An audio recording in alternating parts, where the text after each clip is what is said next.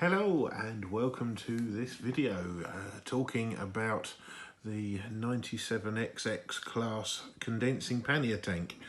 This model which we have just released in the last few days. I just wanted to talk a little bit about the model and also how easy it is to fit it onto its recommended chassis.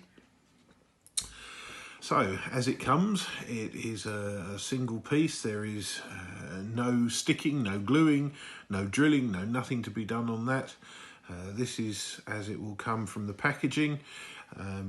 Just requires transfers and number plates, although if you want, we can put those on for you at a small extra charge.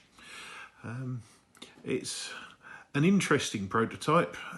They were developed by the Great Western Railway specifically for working trains to and from Smithfield Meat Market, which involved having to work over the Metropolitan Circle line as far as Farringdon, from Paddington to Farringdon, which is why they were fitted with condensing apparatus. The pipework seen across the top here and the vent in the middle was to allow them to work through the tunnels without filling the tunnels up with steam.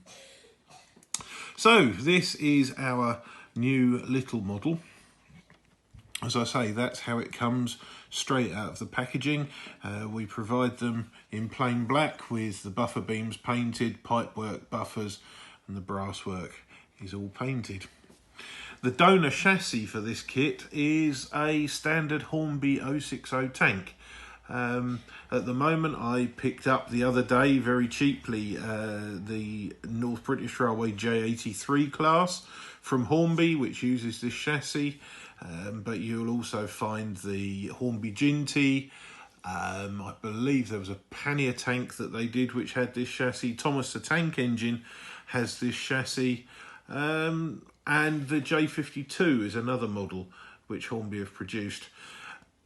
These chassis were available made at Margate in the old factory.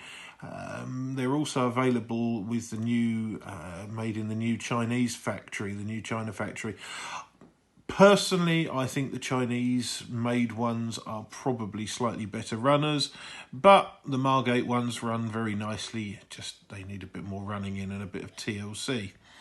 There's no screw fittings for putting these chassis on or off. They're a push fit into the original Hornby body, and they're exactly the same to get them into our condensing pannier. All you need is a screwdriver. As usual, mind your fingers and be careful when you're using it. For this job, a flathead screwdriver is best. And when you look at the bunker on your Hornby model, you'll see there's a little clip which just pokes through there. You just use the flat of the screwdriver, push that clip in, and hopefully, hopefully, the chassis will start to come out. Come on. This is going to be embarrassing if it doesn't work. There we go. So, that's it. And the chassis pulls out. Now you can see here, there's that little clip. It's got a rounded top to it, which allows it to slide in and out. And it's a little bit, it's got a bit of flex there just to bend it. At the front end, there are these two little lugs, and they locate just behind the smoke box. So if we turn over our new body, you might be able to see, hopefully you'll be able to see a little bit of daylight sticking through, just through your screwdriver, just under there. That's where those two front lugs go. And then you can see in the back here, you can see where that clip goes in the back, and the chassis just drops in here.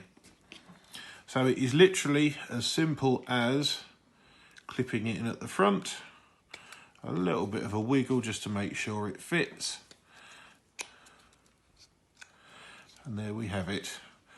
It's a conversion that takes seconds to do. Obviously there are things that you might want to do. Certainly if you've got this chassis, you'd probably want to repaint the wheels because it doesn't quite look right with green wheels.